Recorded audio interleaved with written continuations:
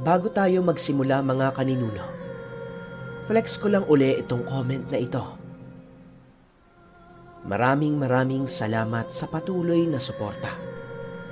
Isa pa mga kaninuno, kung interesado din kayo sa kaalaman for self-improvement, subscribe din po kayo sa channel ng Supremo. Nasa description box po yung link. Yun lamang. Simulan na natin ang kwento. Ang kwentong ito ay hango sa totoong buhay. Karanasan ito ng isa nating kaninuno. Itago na lang natin ang pangalan niya bilang Mark. Nangyari ito sa lugar ng Quezon Province.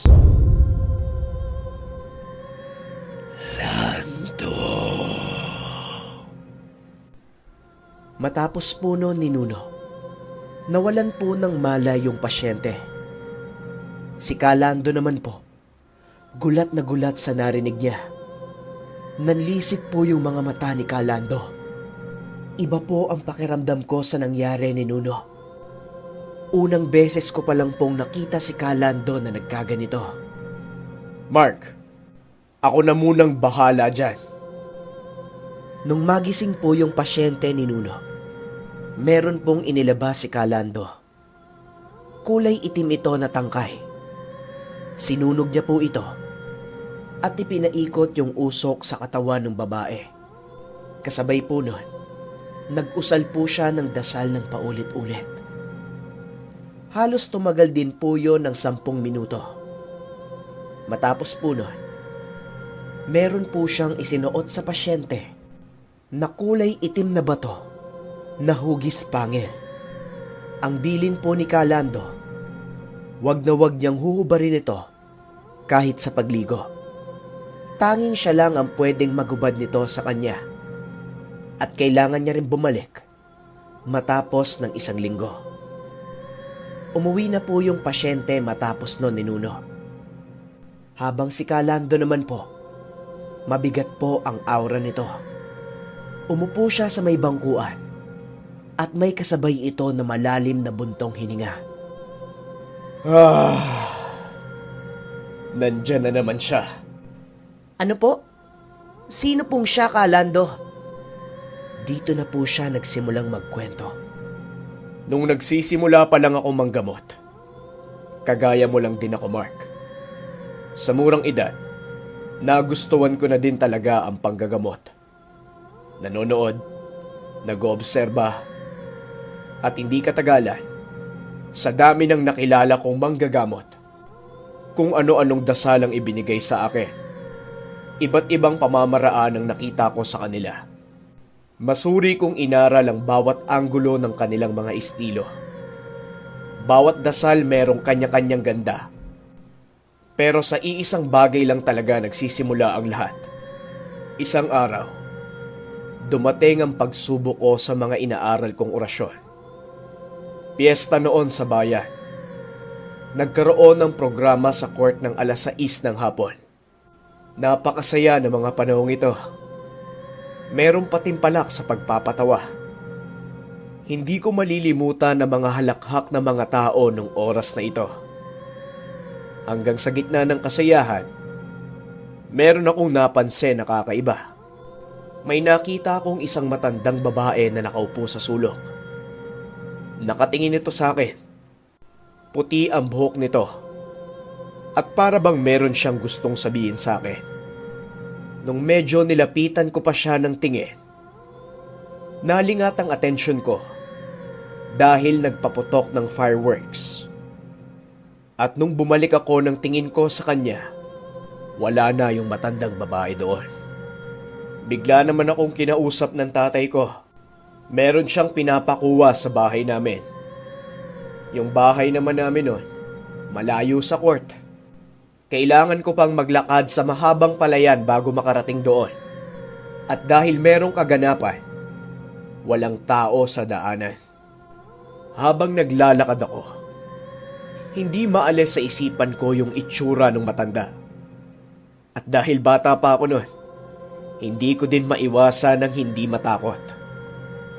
Alam mo ba yung pakiramdam Sa sobrang dilim ng palayan, halos nakakakita ako ng mga namumuong imahe doon, na para bang napakadaming nakatingin sa akin, na bigla na lang merong malaking tao ang sasalubong o merong maliliit na tao na bigla na lang akong aatakihin. Pero lahat ng yon, gawa lang ng imahinasyon ko. Hanggang ilang saglit pa, natanaw ko na yung bahay namin. Merong ilaw doon. Gawa ng nanay ko, nagpaiwan sa bahay. Hindi kasi siya mahilig sumama sa mga kaganapan sa bayan. Maliit pa lang ang ilaw na nakikita ko. Ibig sabihin, malayo pa ako doon. Maya-maya pa, meron akong nakitang kulay puti. Halos kalahating kanto ang layo nito sa akin. Medyo malabo pa ang itsura nito. Pero habang lumalapit ako, lumalamig din yung buong pakiramdam ko. Unti-unting namumuo yung imahe, na para bang hugis ng isang tao. Pero ang pinagtataka ko, bakit parang ang liit-liit nito? Ilang saglit pa, nakita ko yung kulay puting buhok na nakita ko sa court kanina lang. Doon ko napansin na ito nga yung matandang babae. Nakalod ito at nakaharap sa may palayan. Nakanganga yung bunganga nito at nakatingin yung mga mata niya sa may kalangitan. Kasabay nun, meron akong naririnig sa kanya na weirdong boses. Ang tunog nun,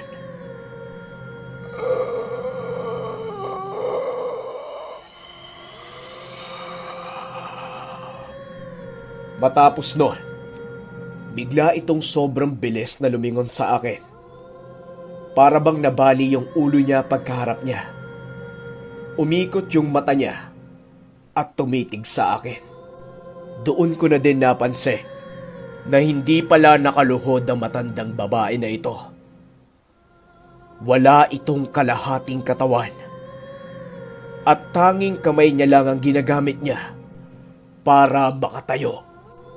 Sinubukan kong gumamit ng orasyon, pero nanginginig yung mga tuhod ko.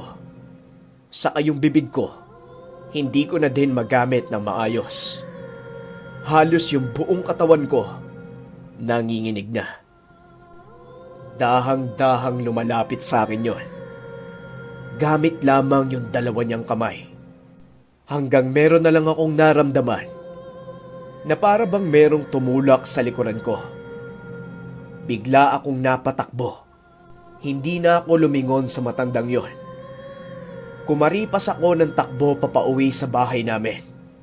At yon ang unang inkwentro ko sa kanya. Matapos po nun ni Nuno, natigil yung kwentuhan namin ni Kalando. Gawa ng kailangan niya daw magdasal para makapagpondo. Paghahandaan niya daw yung pagbalik ng babaeng pasyente. Maraming katanungan sa isipan ko ang naiwan. Nabitin ako sa kwento niya eh. Tanong kagaya ng, anong koneksyon nun sa nangyayari sa ngayon? At bakit gano'n na lang ang reaksyon niya nung marinig niya yung boses? Kinaumagahan naman po ni Nuno, nakita ko po si Kalando sa likuran ng bahay niya. Naka-Indian seat po ito at nakapikit. Sobrang payapa po ng itsura niya ni Nuno. Dahan-dahan po siyang humihinga.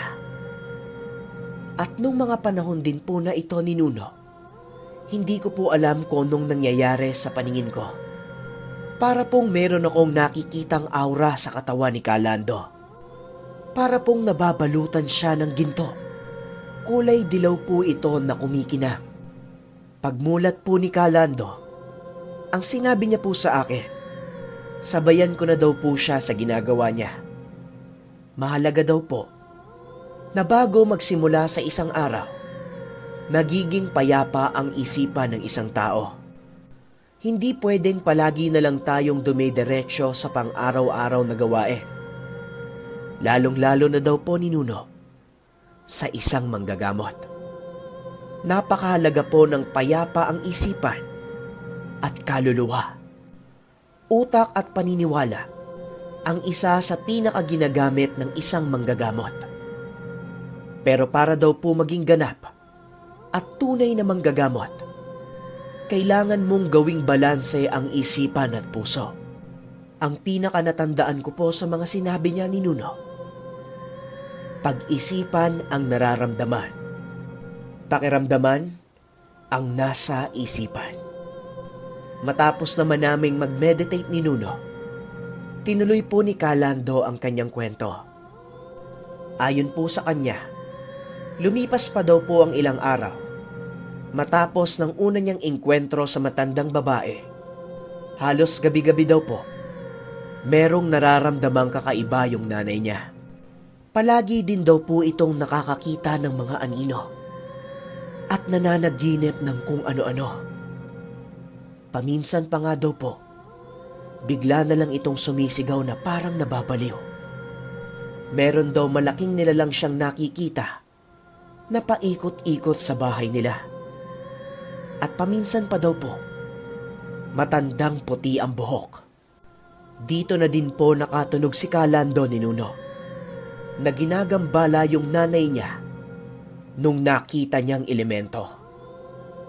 Hanggang isang araw daw po ni Nuno, malakas ang ulan ng mga panahong ito.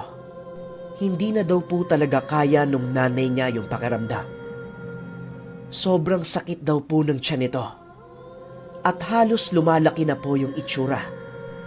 Wala pong ibang pwedeng gawin si Calando kundi subukan ang mga inaral niyang mga dasal. Kaya naman natatakot man po siya ni Nuno, pinako niya po ng orasyon ng kamay at paa ng nanay niya. Kasabay po ni Nuno, meron po siyang inihip sa ulo nito. Mabilis daw pong pumasok yung sapi ni Nuno. Nagpakilala po ito kay Calando. Pero hindi niya po binigay ang eksaktong pangalan. Ang sabi niya lang po, tinawag niya ito bilang Constancio. Isa daw po itong mataas na uri ng demonyo. Ayon po dito, wala daw siyang planong masama sa nanay ni Calando. Pero nagbigay po siya ng babala na sa oras magpatuloy si Calando sa pagiging manggagamot, hinding-hindi niya daw ito titigilan habang buhay. Matapos daw po ni Nuno, bigla na lang nawala ng malay yung nanay niya. Ilang buwan pa daw po ang lumipas ni Nuno. Tinigilan ni Calando yung pag-aaral niya ng orasyon. Sobra daw po siyang natakot sa sinabi ni Constancio. Naisingit ko din pong tanong kay Calando ni Nuno kung paano niya po nakuha yung suot-suot niyang medalyon. Pero bago pa man po ito masagot ni Calando, meron pong dumating na pasyente sa bahay. Magpapahilot daw po. Yung itsura po ng pasyente ni Nuno, yung buong kamay po nun, nakatupi. Yung itsura po ng parang komang, ganun po yun ni Nuno. Ayon po sa kanila, nalaglag daw po ito habang kumukuha ng buko. Hindi na daw maibalik yung kamay niya matapos ng insidente. Mag-iilang araw na daw po siyang ganon. Hindi naman daw po kayang patignan sa doktor. Gawa ng wala din naman daw pong perang pambayad. Dito po ako mas humanga kay Calando ni Nuno. Pinaupo muna niya yung pasyente sa loob ng bahay. Meron po siyang ginawang tsaa at pinainom po doon sa pasyente. Habang si Calando naman po, pumunta naman sa likuran ng bahay. Sinilip ko po siya kung anong ginagawa niya roon. Kitang-kita ko po si Calando ni Nuno. Meron siyang kinakausap doon. At para bang nakikiusap po siya ni Nuno. Pagbalik naman po ni Calando ni Nuno, ang sabi niya po doon sa pasyente, Pare, sa susunod, huwag ka masyadong marahas kumuha ng bunga. Saka, kinuhaan mo na nga ng bunga yung puno, iniihian mo pa pagkatapos. Gulat na gulat po yung itsura ng pasyente ni Nuno. Hindi niya po mawari kung paano nalaman ni Calando yung mga ginagawa niya. Gagamutin naman daw siya ni Calando. Pero ang bilin po sa kanya, kailangan niyang humingi ng tawad sa mga nakatira sa bukuhan. Dahil hindi daw po siya bastang nalaglag. Tinulak daw po ito. Saksing buhay po ako sa pangyayari ni Nuno. Meron lang pong ipinahid na langya si Calando sa braso ng pasyente. Nag-orasyon siya at inihipan ito ng 3 beses. Kaunting hilot, sabay hinila niya po ito ng malakas. Halos lumabas po yung bituka ng pasyente ng dahil sa sigaw niya. Pero matapos po nun, kitang-kita po ng 2 mga mata ko na dumiretso po yung kamay ng pasyente. Matapos naman po nung gamutan na yon ni Nuno, kaagad ko pong tanong kay Calando kung ano yung ginagawa niya sa likuran. At doon niya na po tinuloy yung naudlot niyang kwento kanina. Kung ako daw po, merong kaibigang duwende, ang kausap niya daw po sa likuran ng bahay ay isang diwata. Ito daw po ang kanyang gabay. Nakiusap siya dito na tulungan siyang gamutin ng pasyente. Nung una daw po, ayaw pumayag nito. Gawa ng hindi daw po kasi talaga maganda ang ugali ng pasyente na iyon. Pero dahil po sa pakikiusap ni Calando, pumayag naman din daw po ito. Yung gabay daw niya na iyon ni Nuno, matapos daw po ng ilang buwan niyang pagtigil sa pag-aaral ng panggagamot, pumunta daw po siya sa bundok para mag-ikot-ikot. Nagpakita daw po sa kanya ang diwata na ito. Ang sinabi lang daw po sa kanya, nagliliwanag ka. Kailanman, hinding-hindi magagapi ng dilim ang liwanag. Huwag kang matakot. Matapos daw po nun ni Nuno, meron itong itinuro kay Calando na isang puno. Yung puno po na iyon, napansin niyang merong kumikinang. Kaagad naman po itong nilapitan ni Calando at doon niya po nakita ang birheng kulay ginto. Yun po yung suot niyang medalyon hanggang sa ngayon. Magmula daw po nung araw na iyon, nagsimula na naman po siyang mag-aral manggamot at maging ang mga karagdagang kaalaman ay kusa na pong lumalapit sa kanya. Unti-unti na rin pong naglalapitan ang mga taong nangangailangan ng tulong. Hindi niya naman ito tinatanggihan at bukas sa puso niya itong tinutulungan. Hanggang dumating na naman po ang araw ni Nuno na inatake na naman ang nanay ni Calando. Alam niya na kung sino ito. Alam niyang babalik ito. Kaya naman handang-handa na si Calando para harapin si Constancio. Pero hindi daw po naging madali ang laban nila ni Nuno. Ito daw po ang pinakamatagal na naging laban niya. Tumagal po ito ng halos buwan na gamutan. Kung ano-ano daw po ang tumutubo sa katawan ng nanay ni Calando. Habang si Calando naman po, iba't ibang halamang gamot din ang ginagamit niya para mawala ito. Laking pasasalamat po ni Calando sa kanyang gabay dahil ito po ang nagtuturo sa kanya kung paano lulunasan ang mga sumpa na ibinigay ni Constancio. Bakit pa kasi hindi ka nalang sumuko? Pinalaan kita. Huwag kang mag-aral. At dahil hindi ka nakinig, kukunin ko ang nanay mo. Hindi ka ba napapagod? Panahon na siguro para tapusin niyang buhay mo. Matagal na kitang kinukumbinse. Hindi natin kailangang gawin ito. Bibigyan pa kita ng isang pagkakataon. Itigil mo itong ginagawa mo at hahayaan kitang mabuhay. Hindi mo alam ang sinasabi mo, Lanto. Yan ang pinakadahilan kung bakit kita gustong pigilan. Yang pagiging mabuti mo. Sige. Patayin mo ko. Patayin mo. Gawin mo na, Lando. Matapos po noon ni Nuno, nilabas po ni Calando yung birhen niyang ginto at inilagay niya po ito sa ulo ng nanay niya. Pero ang ginawa niya lang daw po ni Nuno, pinasabog niya lang ang kalahati ng katawan nito. Ayaw daw po kasi talaga ni Calando na tuluyang patayin yung elemento. Naniniwala pa rin siya na pwedeng pag-usapan ng lahat ng bagay. At alam niya rin po na darating ang panahon na babalik si Constancio. Nag-iipon lang ito muli ng enerhiya. Nag-iintay mabuo. Naghihintay ng tiyempo. Kaya naman lubusang pinaghahandaan ni Calando ang pagbalik ng babaeng pasyente. Dahil alam niya sa sarili niya na yon ang gagamitin ni Constancio para balikan siya.